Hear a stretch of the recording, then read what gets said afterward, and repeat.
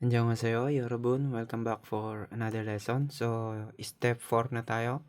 So, in this lesson, guys, polite grammar yung i-share ko sa inyo.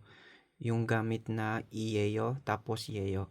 So, ito guys, ito gamit na gamit to sa pag-uusap natin. So, sa English, ang ibig sabihin niya ay it is or I'm. Okay? So, ang meaning niya, iyeyo and yeyo, ito ay kinakabit sa lahat ng noun. So, take note natin lahat ng noun guys. Noun word. Iyeyo, ang gagamitin kapag may patchim or may sa ilalim ng word, or madaling sabi, ginagamit sa may consonant, sa may ilalim niya. So, yung yeyo naman, ang gagamitin kapag walang consonant sa hulihan or sa ilalim ng word. Ito yung mga example guys. So example, iyeyo. So ito yung example ng iyeyo. Number 1 yung kabang. Kabang iyeyo. Okay? So yung patchim na sinasabi, yung o na yon, yung nga na yon. Okay? Yun yung patchim na sinasabi. Kapag meron sa ilalim nun, ang gagamitin natin ay iyeyo. Okay? Number 2, hakseng. Hakseng iyeyo.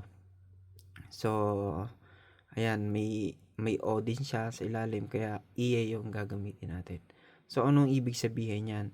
It is a bag. Okay? Sa ito namang I'm student, or it is student. Okay? I'm student. Okay? Yun yung ibig sabihin niya sa English.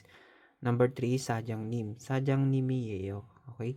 So, yung patchim niya or yung consonant na nasa ilalim ay yung M. Okay? Kaya ang gagamitin natin ay iyeyo. So, number 4, jeep. Okay? So, alam nyo naman po yung sadyang nim. Okay? So, boss yan. Okay? It is a boss. Jeep, ang ibig sabihin niya sa English ay bahay. Jeep iyeyo. Okay? So, it is a house. Okay? Number 5, kongwon. Kongwon iyeyo. Okay? So, ayan guys, yung patchim, yung N, yun yung patchim niya. Kaya ang gagamitin natin ay iyeyo. Okay? Ito naman, example naman ng yeyo, yung walang patchim or consonant sa ilalim. Ito, number 1, nugu. Nugu yeyo. Okay? Number 4, mo yeyo. So, yan. Ito mga patanong to guys. Ginagamit to kapag magtatanong tayo. Okay? Yan. So, lalagyan natin siya ng ganyan. So, number 3 tayo. Yung Ana, pangalan ng tao, Ana Yeyo. Okay? I'm Ana. Okay? So, number 4, Sagwa. Sagwa Yeyo. Number 5, Yurisa. Yurisa Yeyo. Okay?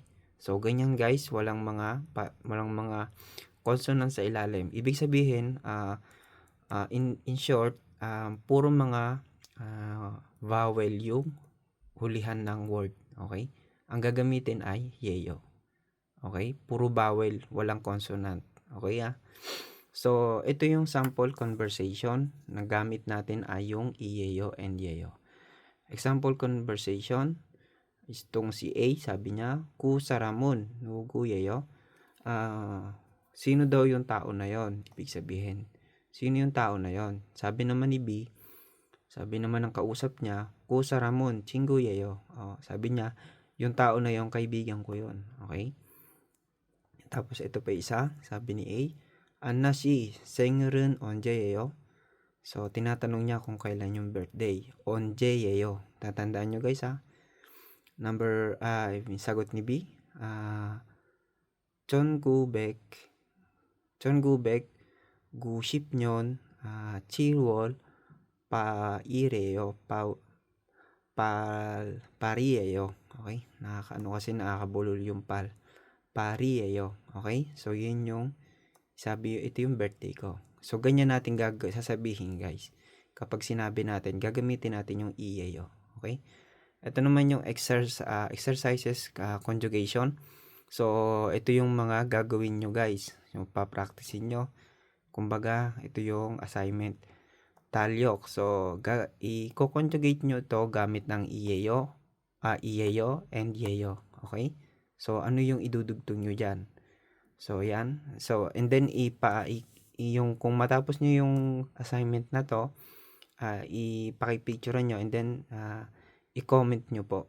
I-post nyo sa comment para ma-check po natin. Okay?